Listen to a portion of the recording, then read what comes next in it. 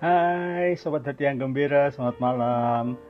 Senang sekali saya Himawan bisa menyapa Anda dimanapun Anda semua berada. Mungkin ada yang sedang on the way, pulang dari kantor, atau mungkin sudah berkumpul dengan keluarga terkasih dan sedang menikmati makan malam, atau mungkin sambil ya santai-santai untuk melepas lelah setelah pulang dari kantor. Malam ini jam 7 kita akan melanjutkan talk show kita, yes, Young Executive Sharings.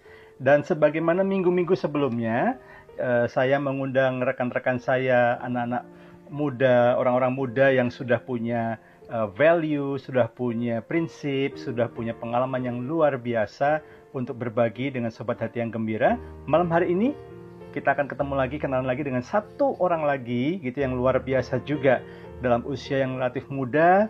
Tidak hanya sudah mencapai karir yang cukup tinggi di sebuah perusahaan consumer goods, tetapi kemudian memutuskan untuk membangun satu bisnis startup yang baru, dan bisnisnya juga bisnis yang cukup unik gitu ya, karena bukan bisnis startup yang biasa-biasa yang selama ini mungkin teman-teman semuanya pernah dengar. Nah, sudah pasti ini bukan hal yang mudah, karena saat yang bersamaan sobat saya ini juga membangun keluarganya ya. Belum lama ini juga beberapa bulan yang lalu anaknya ditunggu-tunggu dan nanti juga sudah lahir gitu ya. So tanpa menunda-nunda lagi, saya akan mengundang rekan saya. Hai. Halo Pak Him. Malam, Bro Eko, gimana? Halo, malam-malam. Baik. Kita udah Gimana kabarnya Pak Him? baik. Kita udah lama nggak ketemu ya gara-gara pandemi ini ya. Iya, benar. Susah nih kemana-mana. Iya.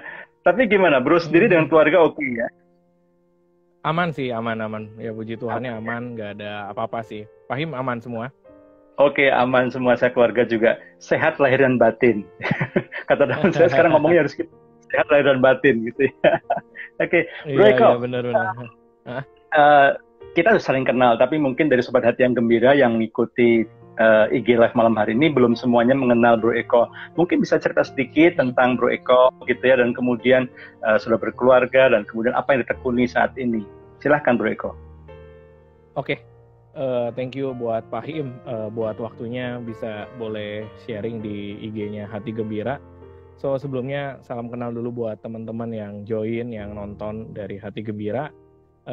Semoga bisa saling belajar, bisa sharing apa sih yang udah saya lakuin, apa dalam hidup ini, dalam keluarga, dalam karir.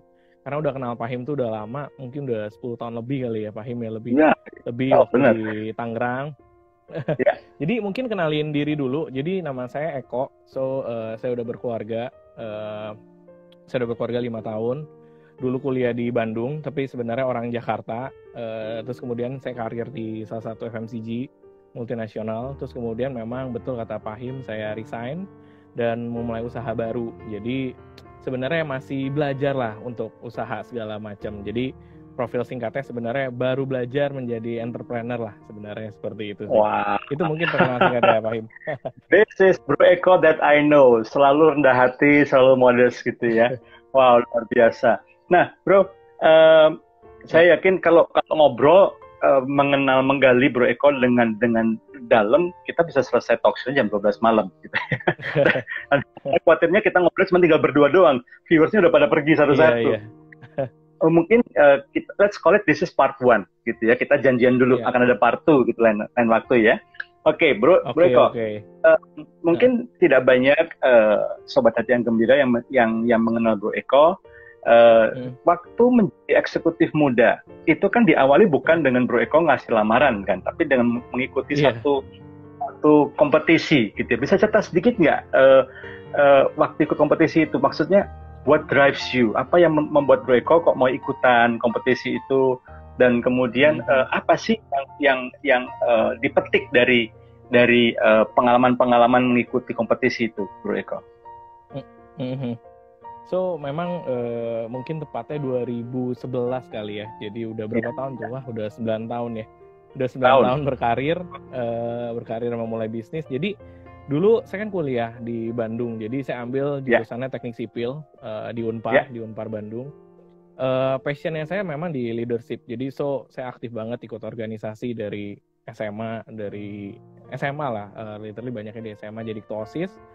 Terus kemudian waktu kuliah itu nggak bisa aktif sama sekali karena memang basically keluarga saya punya family problem, jadi masalah keuangan. Jadi saya di Bandung itu harus jadi guru les. Makanya nama saya Eko, julukan saya dulu Koko Les. Jadi semuanya manggilnya Koko Les gitu loh. Koko Les, oke. Jadi kalau teman-teman Hati Gembira yang tahu di Bandung, saya kuliah di Unpar di Cilembluit. Jadi saya ngajar itu di Cimahi, saya ngajar itu di Buah Batu, terus di Kembar Emas gitu. Jadi jauh lah. Jadi kalau di Jakarta tuh mungkin Jakarta, Tangerang, terus ke Bekasi gitu loh. Nah jadi karena saya harus kerja karena nggak punya uang, jadi buat bayar uang kuliah, buat semuanya nggak bisa, buat hidup tuh harus survive lah. Jadi nggak bisa ikut apa-apa, Pak Him. Jadi mau nggak mau ya udahlah rutinitasnya kuliah, pulang jam 11. Saya ngajar ada ekstrim karena waktu itu nyari uangnya rada ekstrim. Saya Senin sampai Minggu tuh ngajar, pulangnya tuh rata-rata jam 10 malam lah. Jadi demi survive gitu loh. Terus kemudian waktu itu di semester 7 memang saya mau lulus, tapi saya waktu itu lihat poster di mading Unpar gitu. Jadi ada tulisannya Future Leadership Award kalau nggak salah, salah satu FFG-nya yang bikin.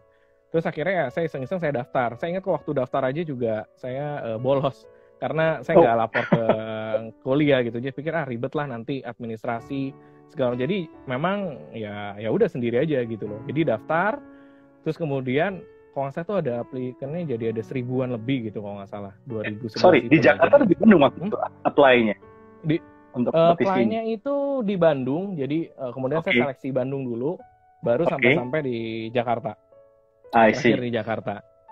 Jadi karena memang sedih kan, nggak bisa, ya dulu kan zaman dulu mungkin ada istilahnya presiden mahasiswa, majelis apa segala macam. Jadi nggak bisa ikut gitu loh. Jadi ya udahlah saya pikir tahun terakhir sebelum lulus saya pengen ikut. Maksudnya kapasitas saya sebagai leadership itu seberapa besar sih gitu loh. Jadi memang saya join di situ, ya akhirnya ya ikut aja terus menang sih kebetulan. Wow, luar biasa.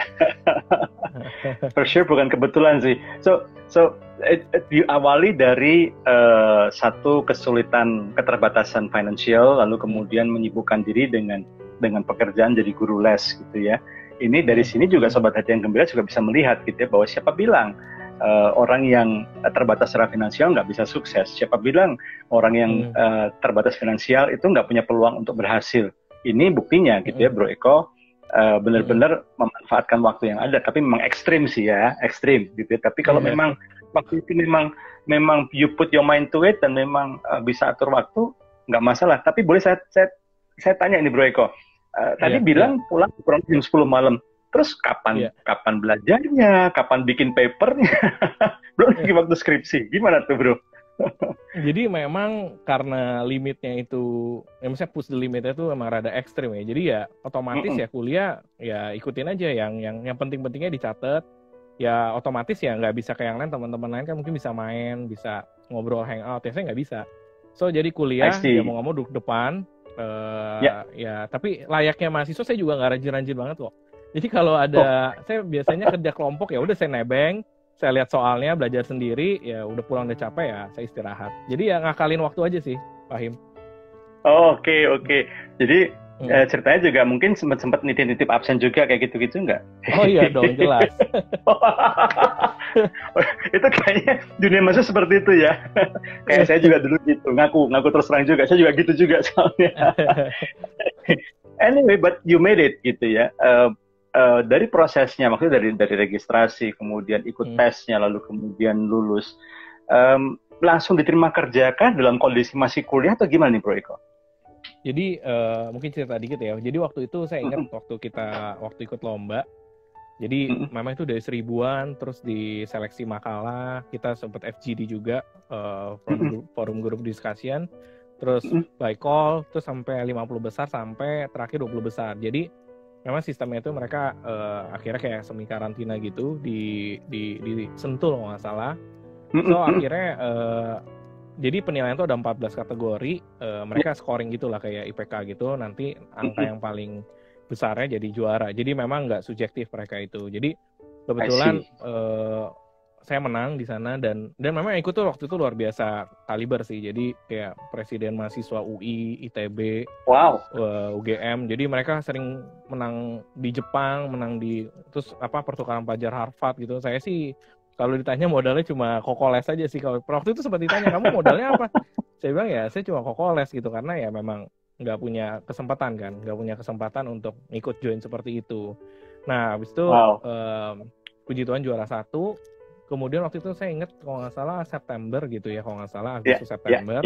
Saya lulus Januari karena 3,5 tahun. Akhirnya ditawarin mau ngejoin. Waktu itu saya pikir saya mau masuk FMCG 1 lagi sebenarnya karena karena secara finansial juga saya kurang, jadi saya butuh ekstrim lah karirnya gitu loh. Tapi saat itu karena memang udah di offering dan memang saya lihat oke, dan mereka trust saya, akhirnya saya oke gitu loh. Jadi sebelum lulus pun mereka udah offer, dan di Tangerang juga karena waktu itu tinggal di Tangerang, papa mama sakit ya, jadi saya nggak bisa jauh untuk keluar wilayah lah kasarannya gitu. Jadi akhirnya bekerja di sana. Dengan segala kondisi terbatas secara finansial, lalu kemudian kondisi orang tua yang sakit gitu ya, but somehow you go through it all gitu ya, bisa melalui semuanya dan bisa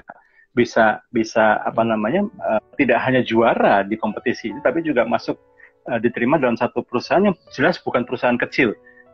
Sorry nggak bisa disebutkan mereknya gitu. Tapi for sure kalau saya sebutkan produk-produknya dengan cepat pasti Sobat Hati yang Gembira tahu lah produk yang sering diminum, ada juga produk susunya gitu ya. Nah, minumnya juga warna-warni, rasa-rasa buah. Nah, kira-kira gini mungkin sekarang Sobat yang Gembira tahu lah, kebayang lah gitu ya. Nah, by the way, selama kami ngobrol ini, kalau Sobat Hati yang Gembira yang mengikuti talk show malam hari ini ada mau mengajukan pertanyaan buat Bro Eko, jangan sungkan-sungkan ya, tulis di kolom komentar. Nanti kita akan nanti Bro Eko akan dengan senang hati akan menjawabnya. Nah Bro, kesimpulan atau mungkin value atau mungkin lesson learned dari proses yang Bro Eko jalani mengikuti kompetisi ini, apa kira-kira Bro kalau boleh di-sharingkan ke teman-teman Hati yang Gembira ini? Sebenarnya mungkin poin utamanya adalah masalah mental gitu ya. Jadi mungkin sharing sedikit, saya lahir dari keluarga yang miskin. Saya bilang bisa state miskin karena memang waktu itu makan aja susah. Saya udah pengalaman kontrak rumah itu mungkin ada 15 kali. Makanya kalau teman-teman ngomong kadang, kok lu mungkin karirnya enak segala macam. Ya mungkin kadang orang lihat dari luar gitu loh. Jadi saya ingat sekali, bahkan saya waktu itu pernah meeting sama SPG, sama salah satu supervisor saya bilang, gaji kamu masuk sekarang itu lebih gede daripada gaji saya waktu awal gitu loh. Saya ingat gaji saya pernah 300.000 jadi ngajar. Nggak punya uang. Jadi tapi bagi saya adalah mental itu bukan dari kondisi gitu. Jadi kalau ditanya pelajaran pertama menurut saya itu mental. Karena kondisi mau susah, mau senang, mau terbatas apapun, tapi tidak menyebabkan mental itu di bawah gitu loh. Jadi waktu saya ikut lomba itu simple gitu. Wah ini ada orang UI, ITB, UGM, mereka semua udah ada posisi. Ya saya cuma guru les doang dan modal ketua OSIS gitu loh. Tapi bagi saya simple, saya punya mimpi bahwa saya bisa bersaing sama mereka secara positif ya, karena saya nggak mau bersaing secara negatif dalam arti menjelekan orang, kan negatifnya kan menjelekan orang demi meninggikan kita gitu loh. Saya bilang enggak. Kalau yang baik dari orang kita harus puji, harus berani gentle. Wah ini bagus nih orang, belajar ini. Tapi dengan mental yang baik ya kita bisa copy mereka dengan apa nih pelajarannya. Jadi kita copy ya kita harus lebih baik, jangan copy yang sama gitu loh. Jadi poin pertama adalah masalah isunya adalah mental. Jadi itu harus benar dulu. Terus yang kedua adalah ya bersaing positif gitu loh. Jadi ini mungkin sharing juga buat teman-teman saya yang kenalan atau yang saya lihat gitu. Kadang Indonesia atau kita sendiri tuh jarang mau bersaing secara positif gitu loh. Kadang negatif udah pasti lah ya, jelekin orang segala macam. Terus yang kedua, ketika ketemu orang yang lebih bagus gitu loh, itu nggak berani bersaing. Kadang inferior di bawah, saya kerja aja deh sama dia karena dia lebih jago segala macam. Tapi nggak punya mental bahwa saya belajar sama dia dalam waktu certain waktu, tapi saya jadi lebih baik dari dia gitu loh. Jadi itu yang saya tanam dari ketika saya jadi guru les. Saya ingat banget naik motor. Saya paling sedih kalau jadi guru les ketika hujan, karena kalau hujan, kalau kuliah kan pakai sepatu ya, jadi bau loh. Jadi bau, pulangnya juga jam 10 malam capek gitu segala macam. Tapi saya ingat banget di motor saya bilang, saya setelah lulus, setelah jadi guru les, saya mimpi jadi posisi yang oke di waktu yang muda gitu loh. Saya pengen bahagian orang tua saya, tapi belum kejadian gitu loh. Memang belum kejadian. Tapi karena mentalnya dari awal saya positif, walaupun kondisi nggak positif ya, karena literally sangat-sangat negatif gitu loh. Tapi ya akhirnya jalanin aja sampai sekarang. Walaupun sekarang juga nggak, ya belum bisa dibilang baik banget, tapi anyway ya saya believe bahwa jalannya ini kayak yang benar gitu loh. Itu sih, Pak Him. Wow, have a dream, tetap punya mindset yang positif, tetap punya pengharapan, jangan takut untuk melangkah, jangan takut untuk punya impian yang besar, yang baik, yang positif tentunya ya Bro Eko ya. Betul. Itu salah satu yang saya lihat menjadi motivasi buat Bro Eko untuk selalu tidak pernah puas gitu ya. Kuliah ngelesin gitu ya. Ada kesempatan ikut kompetisi ikut gitu ya, dan nggak ngeper sama sekali, nggak peduli dengan kompetitor yang lain gitu ya. Pokoknya punya percaya diri dan percaya pasti Tuhan akan menyertai gitu ya. Nah, kalau tidak salah ya, Bro Eko kan dalam waktu yang cukup mungkin kalau secara karir dibilang cukup singkat, tapi mungkin dibilang singkat juga nggak singkat amat ya. You go all the way, maksudnya tetap di Bro Eko ngikutin prosedur yang ada setiap tahapan promosi gitu ya, dengan fair gitu ya. Tapi tetap saja dalam waktu yang relatif singkat, di usia yang relatif masih muda, itu Bro Eko bisa dapat di jabatan eksekutif yang cukup tinggi di perusahaan itu. Wow, ini ada dampaknya tersendiri nggak buat Bro Eko? How do you feel about that at that time? Mungkin kalau ditanya tentang dampak ya, saya yakin banyak ya, mungkin teman-teman hati yang gembira atau teman-teman saya pasti mikir, kalau saya kerja pasti saya pengennya karir yang cepat, posisi yang cepat banget segala macam. Maksudnya kadang manusia itu ngelihat bahwa pengennya instan gitu loh, pengennya posisi yang baik segala macam gitu. Tapi kalau saya angle-nya beda gitu loh. Ketika ditanya, karirnya bagus banget kok, kamu cepet banget naik gitu loh. Tapi menurut saya orang tuh nggak ngeliat tanggung jawabnya gitu loh. Jadi ketika waktu itu posisi saya muda banget, saya inget banget saya 21 udah saya masuk karir 3 bulan, saya punya tim 20 orang, saya ingat banget waktu itu saya megang Tangerang Selatan. Terus kemudian 5 bulan itu saya dipercaya megang sekitar 70-an orang timnya. Sampai akhirnya naik saya posisi di senior umur 23, itu udah megang 140 orang. Targetnya gede. Sales saya juga targetnya gede. Nah, justru ditanya dampaknya adalah ya kita sebagai leader yang dapat posisi, mereka nggak tahu gitu impact yang yang kita bawa nih, tanggung jawab itu besar gitu loh. Dulu megang cuma 20 orang gitu. 20 orang mungkin setiap hari bisa WhatsApp gampang gitu ya. Tapi kalau udah 140 orang, kehidupan keluarganya juga masing-masing banyak masalah, karirnya juga kita harus tanggung jawab, penghasilannya, kehidupannya mereka kita tanggung jawab. Jadi kalau ditanya naik karir itu bicara tentang tanggung jawab sih. Maksudnya prestasi itu nomor 2. Maksudnya gini, result, benefit itu bagi saya itu nomor 2. Mendingan ngikutin aja. Karena kalau tanggung jawabnya besar, beresin itu dulu lah. Pasti nanti akan langgeng gitu. Makanya prinsip saya adalah mempertahankan lebih susah daripada mencari. Makanya mungkin penyakitnya orang Indonesia juga gitu ya. Banyak banget bikin ide barang-barang yang bagus atau tempat-tempat yang bagus, tapi nggak survive-nya nggak lama karena nggak konsisten gitu loh. Jadi kalau saya sih bicara, kalau ditanya impact-nya apa ya, tanggung jawab itu harus dibawa sampai ya umurnya nambah terus gitu loh. Jadi kalau ditanya ya lebih bicara tanggung jawab lah Om. Jadi karena ya memang ya deg-degan kan, karena waktu masih muda nggak ya, tiba kata dulu dapat penghasilan dari guru les ya 300.000 naik ke 2 juta, tiba-tiba ini target salesnya bisa sampai puluhan M, megang gaji orang juga sampai gede gitu loh. Waduh, ini berat kan kasarannya gitu. Itu sih. Wow. Keren. Ada satu tadi statement yang bagus sekali, keren. Itu kalau tadinya ini di IG ini bisa ada di bold, dikasih lampu, saya mau lakuin itu gitu ya. Nomor 1 tanggung jawab. Soal pendapatan, soal target itu nomor sekian. Bukan berarti nggak penting ya, tetapi tanggung jawab perlu dikerjain. Ketika kita lakukan tanggung jawab dengan sungguh-sungguh, kita selalu pursue the excellence gitu ya, kita selalu usahakan kejar yang terbaik, itu yang lain akan ngikutin. Dan tadi saya juga tangkap gitu, Bro Eko bukan tipe leader yang bukan cuma sekedar atasan bawahan doang dan cuma ngecek hari ini target apa, tadi ini gimana, ini kok raknya nggak rapi gitu, tapi sampai you dig into their lives gitu, sampai ngikutin mereka, iniin mereka, and then you juga concern gitu ya dengan kapasitas dan mungkin pemenang yang Bro miliki. Bro juga coba usahakan untuk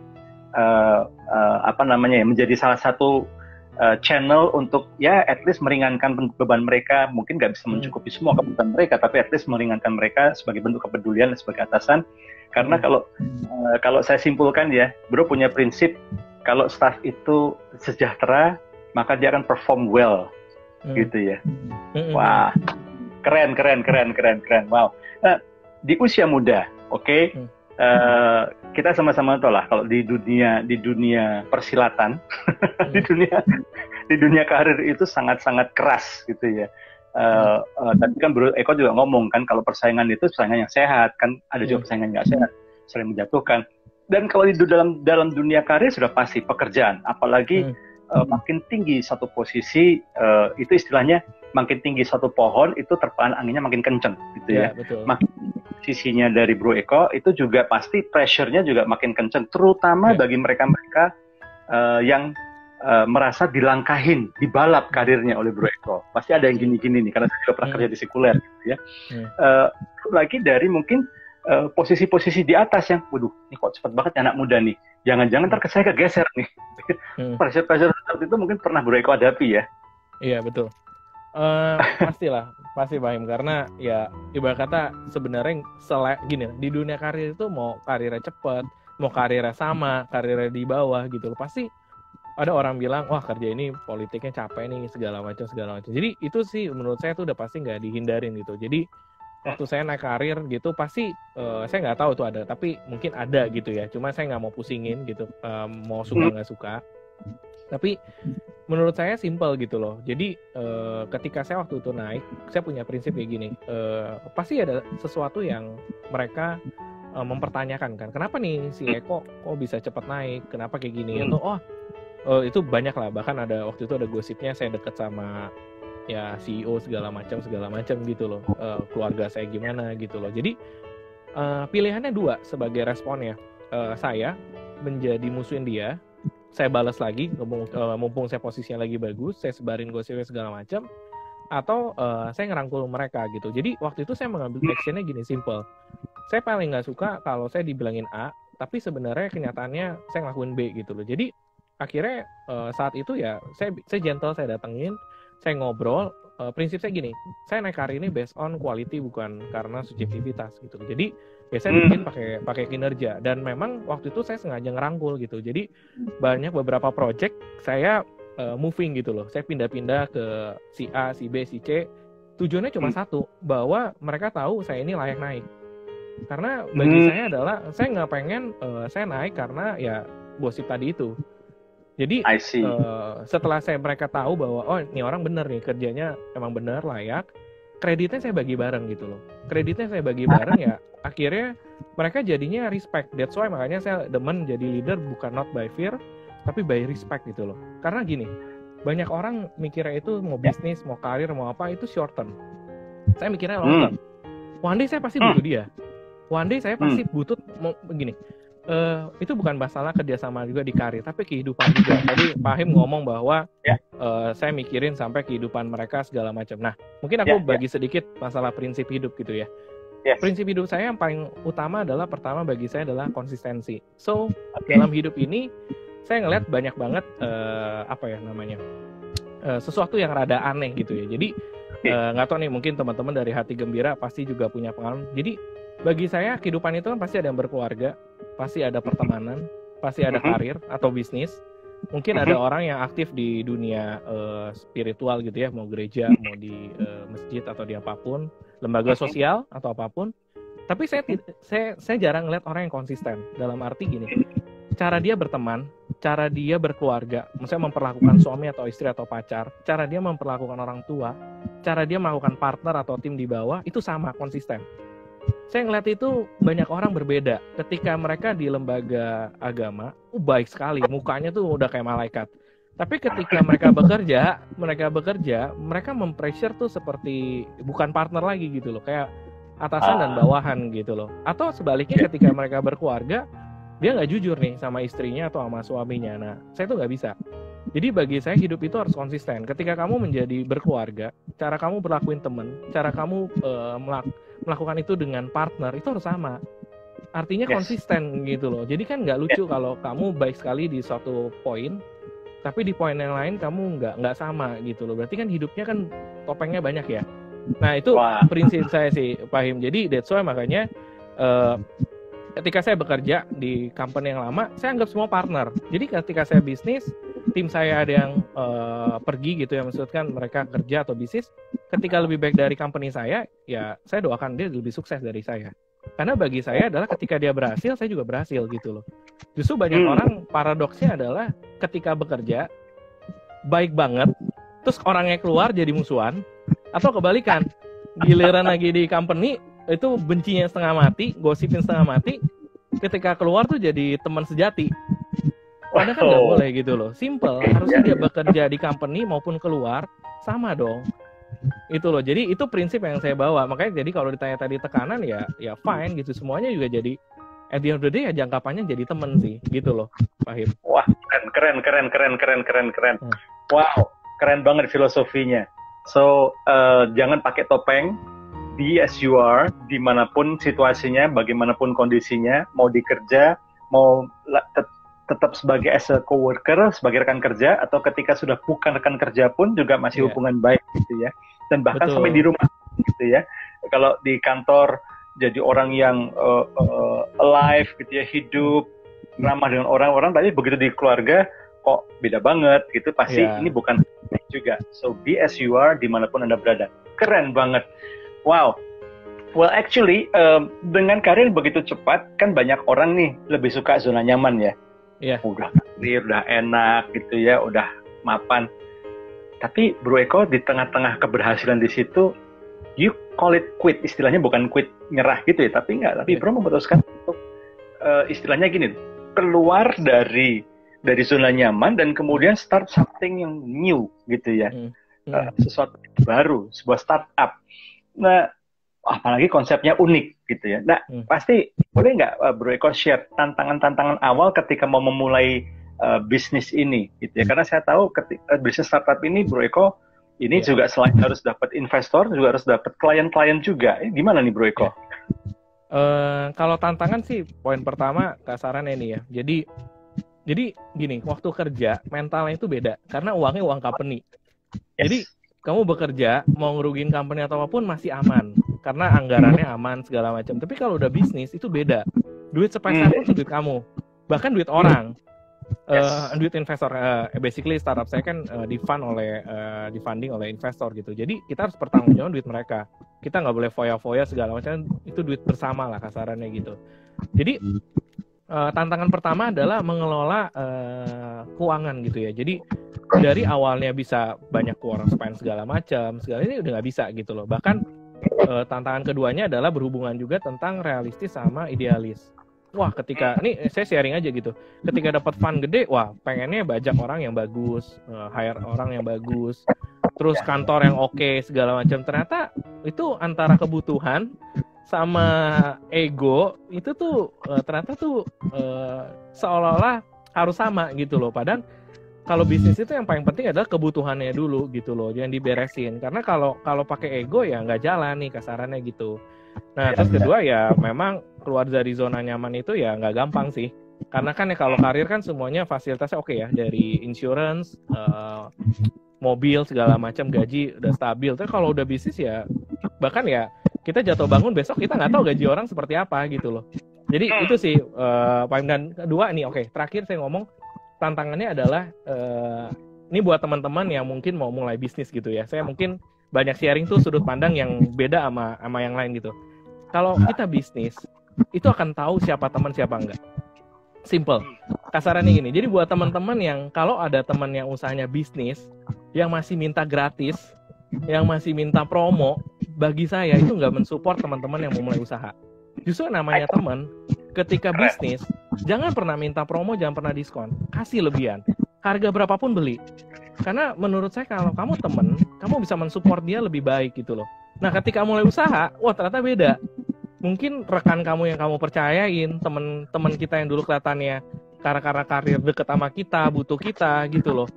Tiba-tiba ketika diminta tolong, itu bubar. Harga lu kemahalan. Tapi nggak ada diskusi bahwa kenapa lu mahal, kenapa kamu mahal gitu loh. Saya bisa beli karena ini gitu loh. Jadi di seluruh timnya saya, sekarang di company saya, simple. Orang beli, saya beli. Tapi yang minta gratis pasti saya tegur. Karena simple. Kenapa kamu jadi teman minta gratis, minta promo?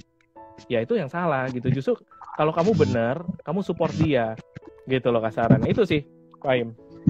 Kalau memang namanya teman, justru harus support ya. Jangan karena teman bisa minta endorse, minta ini. Wow. Keren banget.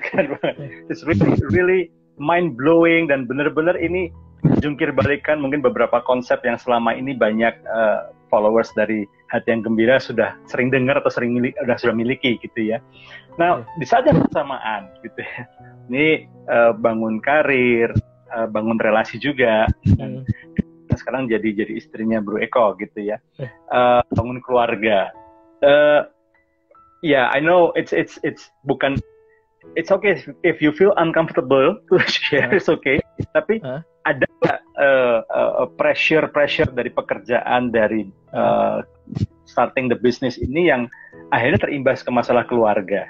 Iya, mungkin kalau family, saya bersyukur punya istri yang baik dan support ya. Maksudnya ini bukan endorse karena walaupun istri saya join live. Tapi by the way, prinsip hidup orang berbeda-beda ya. Ada yang nomor satunya bisnis, ada yang nomor satunya teman, beda-beda. Tapi bagi saya nomor satu pasti harus keluarga. Karena kalau gini, yang nemenin kita siapa sih seumur hidup? Pasti istri gitu. Pasti pasangan kita ya. Mungkin ada belum yang nanti belum. Ya saya berdoa juga teman-teman kalau Hati Gembira yang belum married, semoga married ya. Cuma saya berkonteks dalam arti yang berkeluarga sudah punya pasangan gitu. Nah, poin pertama adalah ya keluarganya harus benar dulu gitu loh. Karena ketika itu benar, ya mau tantangan karir apapun juga enak gitu loh. Jadi pertama kali prinsip hidup saya harus benar dulu cari pasangan dan prinsip berkeluarga. Karena apapun itu pasti beres sih. Kalau ditanya pressure capek pasti gitu. Tapi ingat dalam berkeluarga nggak boleh ada hitungan untung rugi atau ada itu ini salah dia, nih salah ini. Itu salahnya bersama. Jadi kalau untung bersama, ya rugi bersama. Nggak ada prinsipnya itu untung suami, untung. Saya juga kadang mikir, oh ini gara-gara berkat istri, berkat anak. Saya nggak believe itu.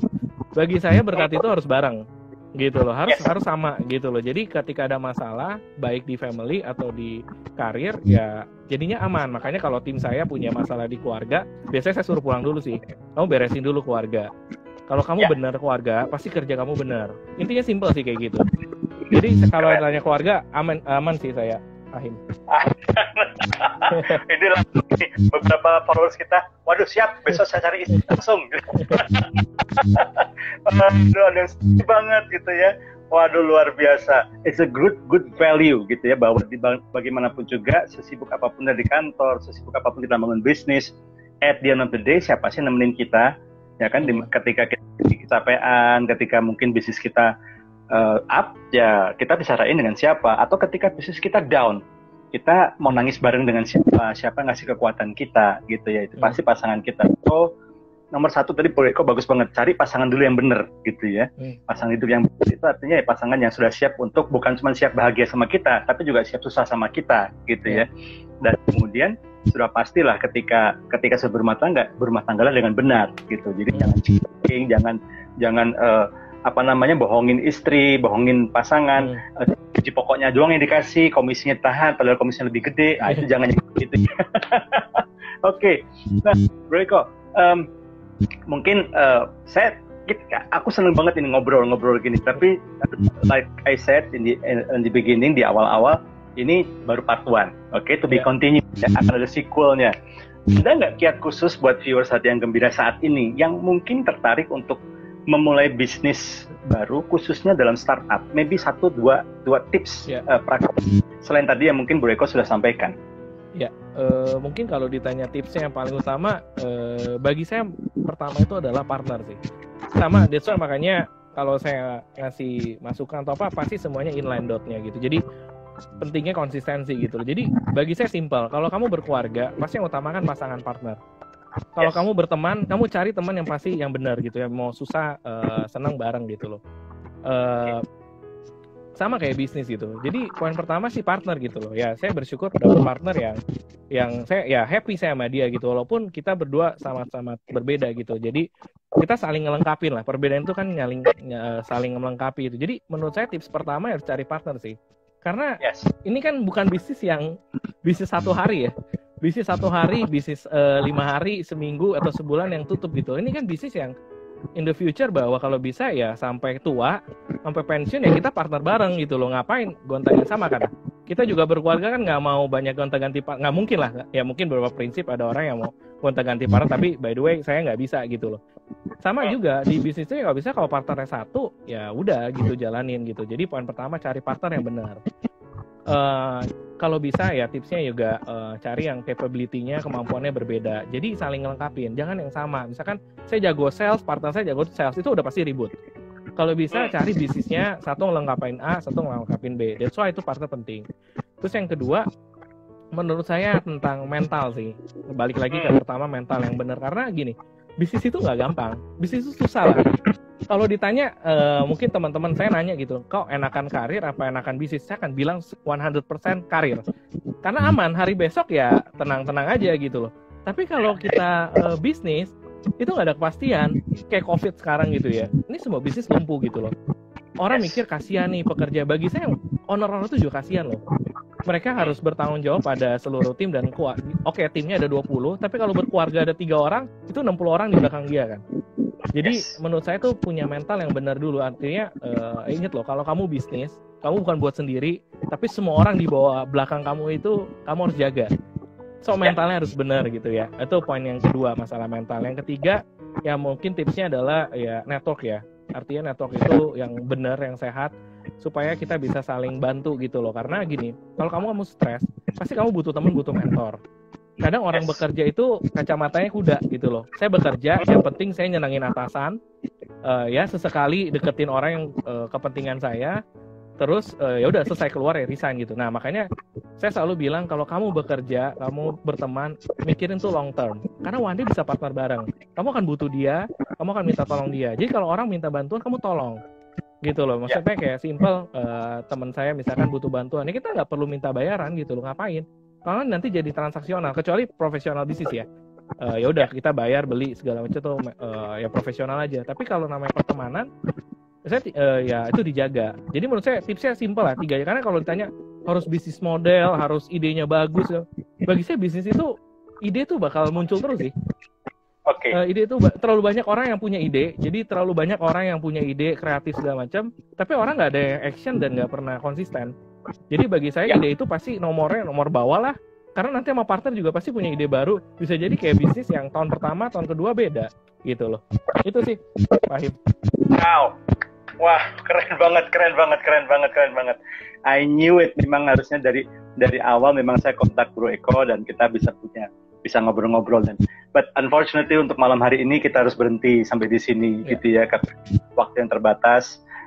Tapi again gitu ya, sobat hati yang gembira, saya janji in the very short future, dalam waktu yang dekat nanti kita akan undang lagi Bro Eko lagi gitu ya, untuk kita ngobrol melanjutkan part 2. Ini kadang nggak gampang ya, Bro Eko ini waktunya padat, sibuk. Harusnya minggu lalu saya mau undang, tapi rupanya karena ada meeting. Jadi, but for sure Bro Eko pasti masih punya tips-tips dan insights yang saya yakin viewers hati yang gembira harus dengar dan harus belajar. Kalau perlu catat baik-baik supaya ada sesi. Pasti tadi ada minat sesi 2 please gitu ya. Pasti lanjut. Please ada sesi 2 ya. Coming soon. Panteng terus IG story-nya dari Hati yang Gembira untuk menantikan pengumumannya. Dan pasti minggu depan kita juga akan mengundang narasumber lain lagi untuk kita ngobrol-ngobrol lagi supaya bisa setiap Sobat Hati yang Gembira bisa mendengarkan insights dan dapat inspirasi untuk memotivasi kita menjadi pribadi lebih baik. Thanks again Bro Eko gitu ya. Thank you. Thank you again for investing your time gitu ya. For sure again kita akan janjian lagi. Terima kasih untuk teman, untuk Adinda Michelle ya, untuk Abdillah, kemudian juga ya sobat-sobat Hati yang Gembira lain yang sudah memberikan jempolnya, memberikan ini kurang lama katanya. Ini ganti narangga gitu, kurang lama waktunya. Ya, sabar. Nanti kalau dikasih waktu terlalu lama nanti kita blenger semua ya. Memang sengaja dibuat cut di sini supaya itu di continue ya. Oke, Yonas juga gitu ya. Nutrisi otak banget, wah keren gitu ya. Thank you so much. Ya, thank you so much. Sekali lagi, Bro Eko, Anda lihat sendiri, komen-komennya semua positif banget, keren banget. So definitely we will meet again and talk to you again. Jadi family time ya. Oke, seperti yang sampai ketemu lagi. Thank you. God bless. Bye bye. Okay, God bless. Yeah, thank you.